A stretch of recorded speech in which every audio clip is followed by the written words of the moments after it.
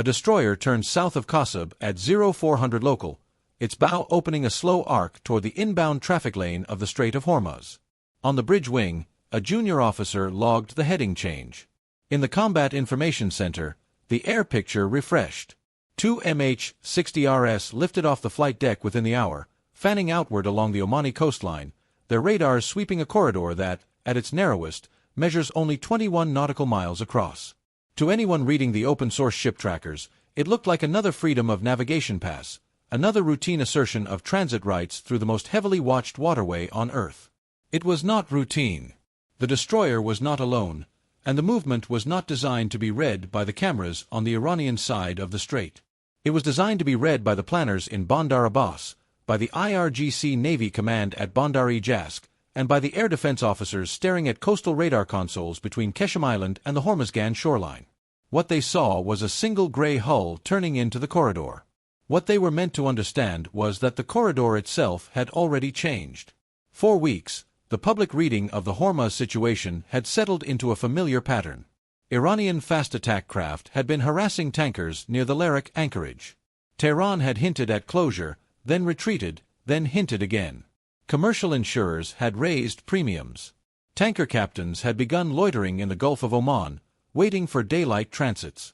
Analysts on cable panels described the situation as tense but contained, suggesting that the U.S. Fifth Fleet was holding the line through presence operations and that the Iranian threat, while real, remained at the level of theater rather than rupture. That reading focused too much on the warship and not enough on the architecture sitting behind it. Because what arrived in the strait that morning was not a hull. It was a system. And the system had been quietly assembling for longer than the public timeline suggested. Begin with the geometry. The Strait of Hormuz is not a strait in the conventional sense. It is a curved choke point where the deep-water shipping lanes hug the Omani side because the Iranian side is too shallow, too cluttered with islands, and too saturated with shore-based weapons. Roughly 20 million barrels of crude per day pass through that curve. Any disruption lasting more than 72 hours puts measurable pressure on global energy markets. A disruption lasting 2 weeks reorders them. The geography itself is the weapon, and Iran has spent 2 decades turning that geography into a layered denial environment built around anti-ship cruise missiles, fast attack swarms, mine-laying capacity, and short-range ballistic systems positioned along the coastal arc from Bandar Lenja down to Jask. On paper, that architecture is formidable. The Noor and Qader anti-ship missiles range out to roughly 200 kilometers. The Khalij Fars ballistic system, a derivative of the Fateh 110 family, extends further. Iranian inventories of small craft number in the hundreds, many capable of carrying short-range missiles or operating as mobile mine platforms. Layer in the C-802 variants, the coastal radar net, and the dispersed missile garrisons in the Zagros foothills, and the picture is one of saturation. Iranian doctrine does not aim to defeat the U.S. Navy. It aims to make the cost of forcing the strait open higher than the political appetite to pay. That is the equation Tehran has relied on for 20 years. The U.S. move was designed to break that equation without firing a shot. Operationally, the visible component was a surface action group built around an Arleigh Burke-class destroyer, with a second destroyer holding station roughly 40 nautical miles to the southeast and a Ticonderoga-class cruiser anchoring the air defense umbrella from the Gulf of Oman. A Lewis B. Puller-class expeditionary sea base sat further out, serving as a forward staging platform for mine countermeasures helicopters and small boats. Patrol coastal ships, the older Cyclone-class hulls that have spent 2 decades in Bahrain, were positioned to screen the inner approaches.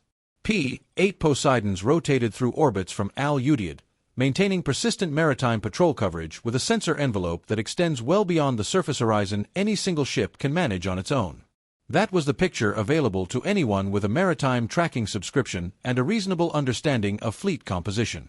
The picture not available was what sat beneath, behind, and above it. An Ohio-class guided missile submarine, configured to carry up to 154 Tomahawk land attack missiles, had been on station in the northern Arabian Sea for an undisclosed period. Its precise location was, by design, unknown to Iranian planners. A Virginia-class fast attack boat was assessed to be operating closer in, almost certainly inside the Gulf of Oman, possibly threading the deeper water near the strait's eastern mouth. Neither submarine appeared on any public tracker. Neither needed to. Their presence was a fact in the planning calculus of every Iranian officer who understood what a U.S. submarine package can do to a coastal missile network in the first 40 minutes of a shooting war. Above that layer sat the aircraft. A carrier strike group built around a Nimitz-class flat-top had repositioned from the Central Arabian Sea to a holding box south of the strait, placing its F divided by a -18E divided by F squadrons within an unrefueled combat radius of roughly 720 kilometers of every Iranian coastal missile site between Bandar Abbas and Jask. Add aerial refueling from KC-135s flying out of Al-Dafra, and the persistence extends to the point where Iranian air defense crews would need to assume they were under continuous threat of suppression rather than periodic strike windows. And behind all of that, further still, sat the bombers. B-1BS at Diego Garcia. B-2s rotating through forward locations. Each one capable of carrying long-range anti-ship missiles and standoff land attack weapons that would never require the launching aircraft to enter the engagement envelope of Iranian air defenses at all. This is what the destroyer turning south of Qasab actually represented. Not a single hull. A signal that the full architecture had moved into position. The public interpretation missed it because the public interpretation is trained to look at the most visible asset and read intent from its movement. The professional interpretation reads the support structure, the timing, and the gaps. And the professional interpretation is what the Iranian General Staff was running that morning. Intelligence officer Dana Mercer, working from the 5th Fleet's fusion cell in Manama, had spent the previous 72 hours correlating signals intercepts with overhead imagery, watching for the indicators that mattered. Not the speeches. Not the parades. The indicators were quieter. Coastal missile battery emissions cycling through unusual patterns. Small craft dispersing from their normal anchorages. Mine stockpiles at Bandar Abbas showing movement consistent with prepositioning rather than storage. Each indicator on its own meant little. Taken together, they suggested that Tehran was preparing to demonstrate, not to commit. A controlled escalation aimed at raising insurance rates and forcing a political conversation in Washington, not a full closure that would invite the response the architecture above was clearly designed to deliver. The U.S. move was calibrated to that reading. Commander Hale, on the bridge of the lead destroyer, was operating under rules of engagement that emphasized presence over provocation. The order was to enter the corridor, hold the lane, and refuse to be displaced by harassment. The order was not to fire unless fired upon, and not to escalate unless the structural conditions had already shifted. The point was to make the corridor look ordinary, even as the architecture behind it made any Iranian decision to close it operationally suicidal. This is where the equation Tehran had relied on began to come apart. For 20 years, the Iranian calculus had assumed that the cost of forcing the strait open exceeded the political appetite to pay. That calculus rested on 3 pillars. The first was that any U.S. strike package would have to enter Iranian air defense envelopes, exposing high-value platforms to attritable losses. The second was that Iranian missile inventories were deep enough to saturate U.S. defensive systems before they could be neutralized. The third was that the political clock in Washington would always run faster than the military clock in the theater. Each pillar had quietly weakened. The first pillar weakened because long-range standoff weapons, launched from submarines and bombers operating well outside Iranian engagement envelopes, can now deliver the opening volley of a suppression campaign without exposing the platforms that would be required to follow it. The cost-exchange ratio has shifted. A coastal missile battery worth tens of millions of dollars can be eliminated by a single cruise missile launched from a submerged platform that the defender cannot find, cannot range, and cannot retaliate against. The second pillar weakened because Iranian missile inventories, while substantial, are not infinite, and the launch geometry of the strait works against them more than it works for them. A coastal missile fired from Keshem has a flight time to the central shipping lane measured in seconds, but so does the counter-battery response from a destroyer with an active fire control solution. SM-6 and SM-2 inventories aboard the surface combatants, combined with Aegis-cued engagement, can absorb a meaningful first salvo. The question is whether Iran can sustain a second and third salvo before its launchers are located, struck, and removed from the equation. The math on that question has been getting worse for Tehran for several years, and the architecture now sitting around the strait was designed to make it worse still. The third pillar weakened for a different reason. The political clock in Washington moves quickly when energy prices move quickly. The longer Iran threatens closure without delivering it, the more the threat itself becomes the destabilizing factor, and the more the political appetite shifts from de-escalation toward demonstration. Radar Chief Kenji Sato, monitoring the air picture from the cruiser's Combat Information Center, watched as the Iranian coastal emitters cycled on, then off, then on again. The pattern was familiar.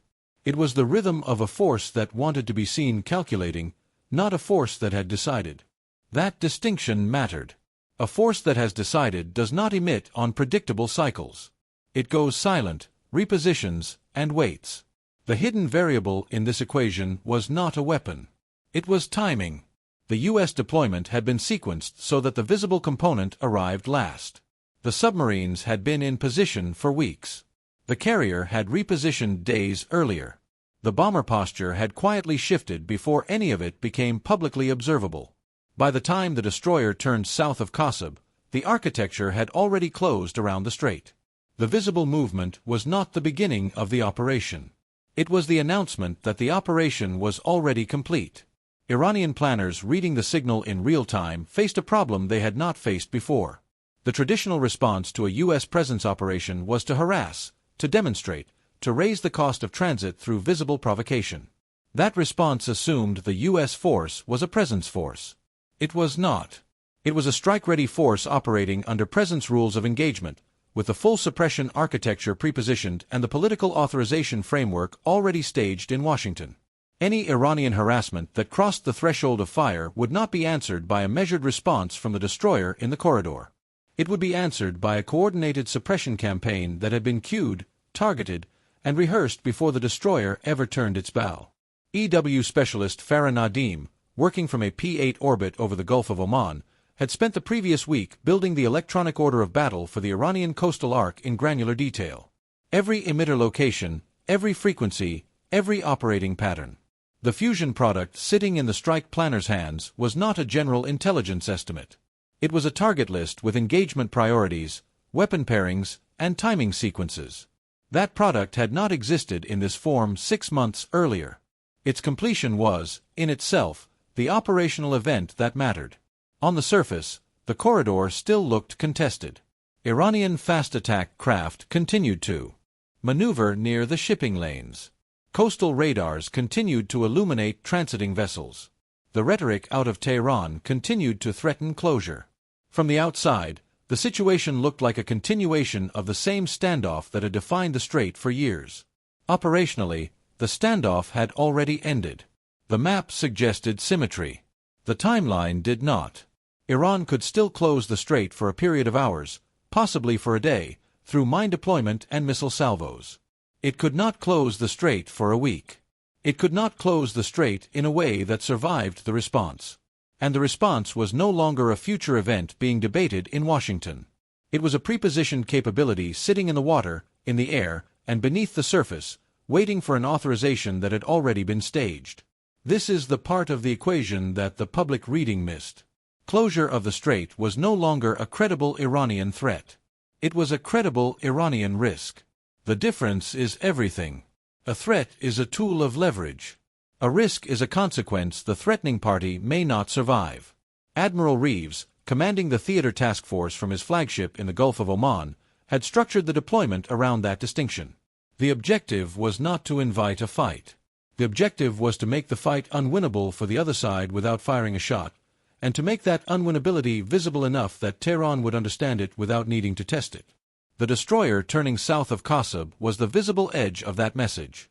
The rest of the message was carried in the silence of the submarines, the orbits of the patrol aircraft, and the standoff range of the bombers that never appeared on any tracker but were always present in the calculation. There are still vulnerabilities in the U.S. posture, and the professional reading does not pretend otherwise. Magazine depth on the surface combatants is finite, and a sustained Iranian salvo campaign would draw down interceptor inventories faster than they can be replenished from continental stocks. Tanker dependency for the air component is real, and any successful Iranian strike on a tanker orbit would compress the sortie generation rate of the carrier air wing. The mine countermeasures force, while adequate for a controlled environment, would be stressed by a sustained mining campaign across the multiple anchorages and approaches Iran can threaten. And the political clock, while currently aligned with the military clock, remains the variable least under operational control. These vulnerabilities exist. They are managed, not eliminated. But the central question of the morning was not whether the U.S. posture was perfect. It was whether the Iranian posture had been outmaneuvered. And on that question, the answer that emerged from the corridor at 0400 local was unambiguous. The architecture had moved first. The destroyer had moved last. Everything in between had been arranged so that the visible event would carry the weight of the invisible structure behind it. Tehran's planners, watching the corridor through their own radars and their own intelligence streams, understood what they were seeing. The harassment continued, because the harassment had to continue. To stop entirely would be to concede. But the threshold for crossing into actual fire shifted upward, quietly, in the hours after the destroyer's heading change. The Iranian Navy did not announce that shift. It simply began operating below it. That was the difference. Not more firepower in the strait. More pressure on the decision. And less time for the decision to be reversed. The destroyer continued its transit through the corridor as the sun rose over the Muzandam Peninsula. The Omani coastline held its familiar profile to the south. The Iranian islands held their familiar silhouettes to the north. The shipping lanes carried the same tanker traffic they had carried the day before. From 1,000 feet of altitude, nothing visible had changed. Everything underneath had. What matters now is not the hull that turns south of Kosob. What matters is what arrives next, what sustains the pressure, and what the political clock decides to do with the operational window the architecture has opened. Deterrence is still holding. Escalation is still possible. And the corridor, while still open today, is open for reasons that the public reading has not yet caught up to. If you want to keep following the strategic reconstruction of the moves that shape the world's most contested waterways, subscribe to the channel and stay with us. The next analysis is already taking shape, and the map is still moving.